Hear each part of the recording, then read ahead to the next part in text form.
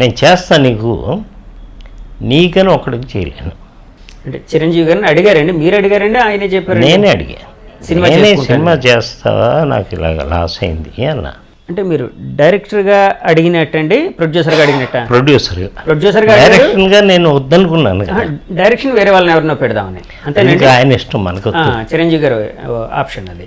మనకు కావాల్సింది డబ్బు, మనం పోగొట్టాము, మన డబ్బులు మనకు కావాలి. మన డబ్బులు కావాలంటే చిరంజీవి ఒక్కడే అప్పుడు ఉన్న హీరో. ఓకే, ఆయన చేస్తే 100% కనీసం ఒక 5 కోట్ల లాభం వస్తుంది ఆ రోజుల్లో. అప్పుడు సుధాకర్కి, హరిప్రసాద్కి, నారాయణరావుకి ఇంకెవరికో కలిపి చేశాడు. ఆయన రూమ్మేట్స్ కదండి వాళ్ళందరూ. వాళ్ళు 4 4 పావలాలు వేసి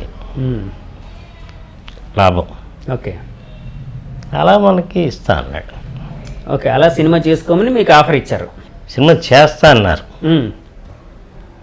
ఎప్పుడు అన్నా, అంటే చూస్తున్నావు కదా ఇవన్నీ అవన్నీ అన్నాడు. సరే, కనీసం నా టోకన్ నెంబర్ చెప్పు అన్నా. టోకన్ అంటే నువ్వు 8 9 నీ 10 అవుతాయి కదా, ప్రయారిటీ లిస్ట్ చెప్పమన్నారు. ఏదో చెప్పాడు. చెప్పినాక ఈ పరిస్థితుల్లో నిన్ను రోజు కలవాలా, వారంకి ఒకసారి కలవాలా, నెలకోసారి కలవాలా, ఇప్పుడు దగ్గర అయిపోయాం ఇంకా. అవునండి, అవును అవును, మనం అడుక్కునే పొజిషన్కి వచ్చాం కదా. అంటే అదేం లేదు, నేను చెప్తాను నీకు అన్న. ఆ తర్వాత ఈ స్టోర్పురం దొంగలు తీయాల్సి వచ్చింది. మీ ఫ్రెండ్ ప్రోత్సాహంతోనే చేసాం. ఈ చేసేప్పుడు అజయ్ అని డైరెక్టర్, మాతృదేవ్ అజయ్ కుమార్ గారు, అజయ్ని పిలిపించా.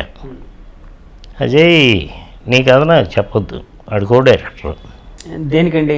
ఆయనకు స్టోర్పురం పోలీస్ స్టేషన్. ఓకే, ప్యారలల్గా నడుస్తున్న చిరంజీవి గారి సినిమా, మీ సినిమా, దానికి చిరంజీవి గారి సినిమాకి అజయ్ గారు కో డైరెక్టర్. ఓకే, మీ కథ నాకు చెప్పొద్దు, నా కథ విను. మీ కథలో ఏదన్నా అది మిక్స్ అయితే నాకు చెప్పు, నేనే తీసేస్తాను అన్న.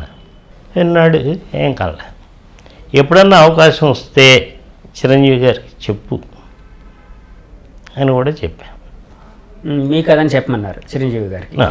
నా కథలో ఏమన్నా పోలికలు ఉంటే నాకే చెప్పు. అదే తీసేస్తానన్నారు, తీసేస్తాను. ఈ విషయాన్ని కూడా చెప్పమన్నారు చిరంజీవి గారికి. అయిపోయినాక ఏదో తాజ్ హోటల్ ఎక్కడో పెద్ద మీటింగ్ జరుగుతుంది. దత్తు గారు, రాఘవేంద్రరావు, ఈయన ముగ్గురు వస్తున్నారు. నేను అప్పుడే వెళ్తున్నా ఆ హోటల్లో ఆ ఫంక్షన్కి. గెట్ టుగెదర్ ఏదో మీటింగ్, ఇండస్ట్రీ ఇక్కడికి ఎందుకు రావాలి ఏంటనే దాని మీద. అప్పుడు చెన్నైలో ఇండస్ట్రీ ఉంది, హైదరాబాద్కి షిఫ్ట్ అయ్యే ప్రాసెస్లో ఉంది. ఓకే, ఎదురైతే ఏంటి సాగర్ నల్లబడ్డా అన్నాడు. నాకు ఎండ పడదండి. ఎవరండి? చిరంజీవి గారు అడిగారా? అయినాక నీ కథ విన్నానే, బాగుంది. చిరంజీవి చెప్పిన మాట, కాబట్టి చెన్నై హీరో కాబట్టి ఆ లెవెల్కి ఉంటుంది, బట్ ఇది హిట్ పిక్చరు అన్నారు. థ్యాంక్స్ అండి. కావాలంటే దత్తుని అడుగు. దత్తు నీకేం చెప్పా,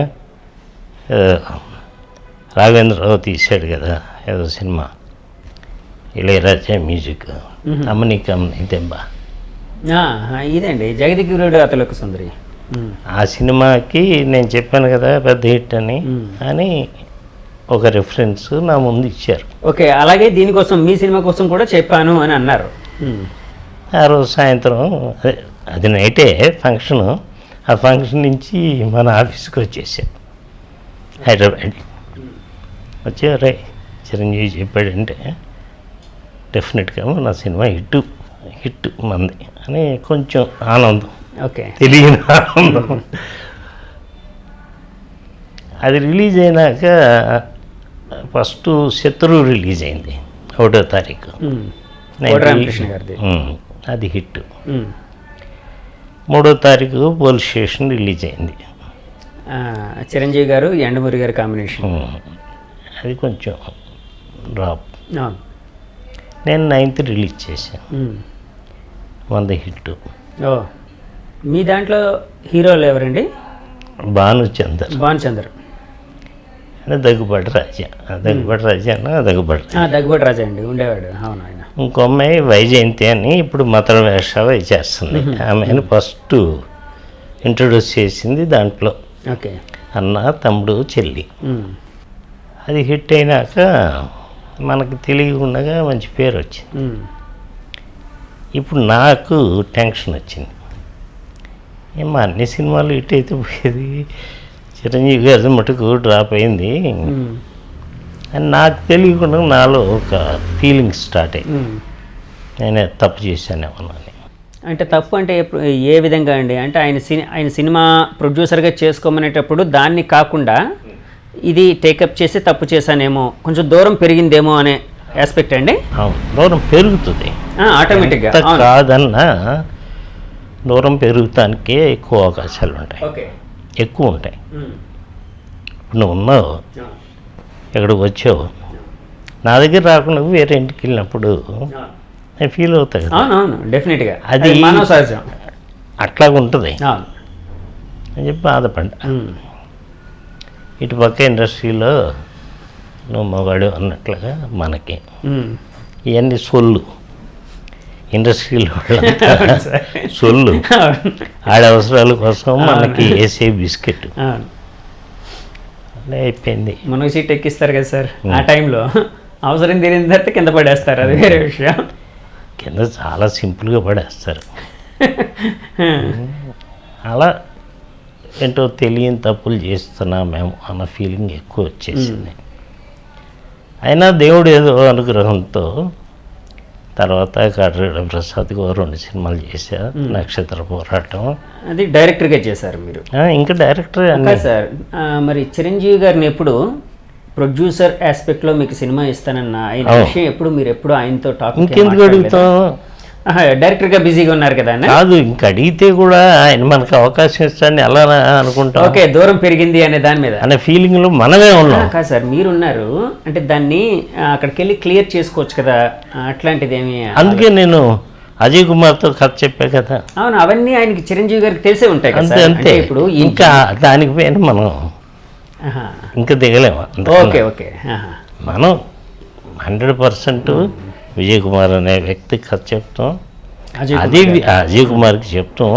అజయ్కి ఎందుకు చెప్పామంటే సత్యమూర్తి దగ్గరికి వస్తూ ఉంటాడు అజయ్ కూడా. సో మేమంతా కంపల్సరీగా అక్కడ ఉంటాం. సో గ్యాప్ టైంలో చెప్పేశా. ఓకే. ఇంకా అక్కడి నుంచి మనకి తీరిక లేదు, మనం సినిమాలు చేస్తాను ఉన్నాం. కాటగడ్డ ప్రసాద్ గారికి ఏ సినిమా సార్? నక్షత్ర పోరాటం. నక్షత్రం అది కూడా సుమన్ భానుచంద్ర అనుకుంటా కదండి. సుమన్ భానుచందర్, అరుళ్ పాండ్యన్. చాలా పెద్ద హిట్ కదండి అది, సూపర్ డూపర్ హిట్ అనుకుంటా.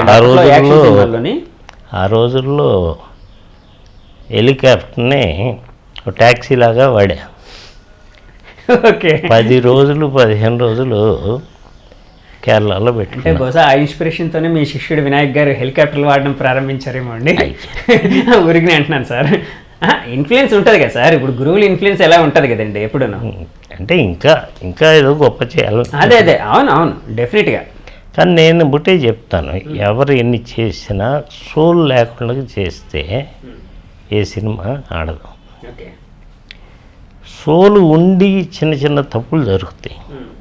ఇప్పుడు ఆలు మగలు కథ కాటగడ్డ ప్రసాద్కే చేశాను. సుమను, మీనా, ఆమని.